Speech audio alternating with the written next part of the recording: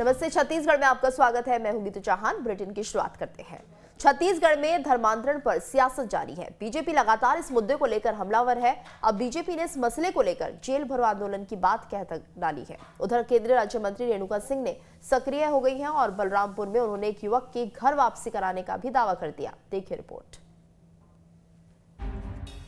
ये तस्वीर बलरामपुर की है और ये दृश्य किसी पॉलिटिकल पार्टी को ज्वाइन करने का नहीं, बल्कि एक पॉलिटिकल पार्टी की घर वापसी अभियान का है। तस्वीर में केंद्रीय राज्य मंत्री रेणुका सिंह दिख रही हैं, जो कि एक शख्स की हिंदू धर्म में वापसी करा रही हैं। इतना ही नहीं, केंद्रीय राज्य मंत्री ने छत्तीसगढ़ में धर्मांतरण को लेकर सरकार को कटघरे में खड़ा करते हुए आगे भी घर वापसी अभियान जारी रखने की बात कही। एक भाई ने फिर से हिंदू धर्म की वापसी की। 6 साल वो ईसाई धर्म में रहकर उसने कई लोगों को धर्मांतरित भी किया, लेकिन उसने इस समय में समझा कि हमारे साथ गलत हुआ और हमारी गरीबी का फ़ायदा उठाकर हम लोगों को अब धर्मांतरित किया गया था। तो उसने मुझसे वादा किया है कि मैं ऐसे और भी परिवार के लोगों को मैं हिंदू धर्म में वापसी कराऊंगा। हाल ही में धर्मांतरण के आरोप में एक पादरी की पिटाई का मामला सामने आया था, जिसके बाद बीजेपी युवा मोर्चा के कई कार्यकर्ता गिरफ्तार किए गए थे।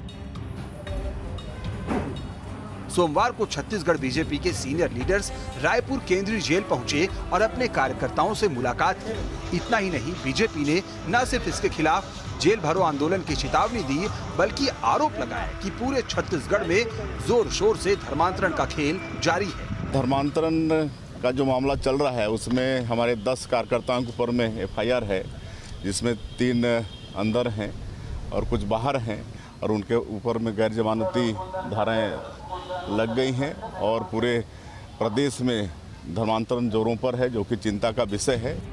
बहरहाल ये तो बात हुई सियासत की। अब धर्म पर संविधान क्या कहता है, इसे भी समझने की कोशिश करते हैं। भारतीय संविधान के अनुच्छेद 25 से 28 तक में धार्मिक स्वतंत्रता का जिक्र है। देश के हर नागरिक को धर्म की स्वतंत्रता का अधिकार है। अनुच्छेद 25 पसंद के धर्म को मानने और उसके पालन का अधिकार देता है। अनुच्छेद 25 धर्म के प्रचार प्रसार का अधिकार भी देता है। लेकिन अनुच्छेद 25 क्लॉज 1 ही व्यवस्था को देखते हुए सरकार को यह अधिकार देता है कि वो इसे सीमित भी कर सकती है, यानी कि युक्त प्रतिबंध भी लगा सकती है।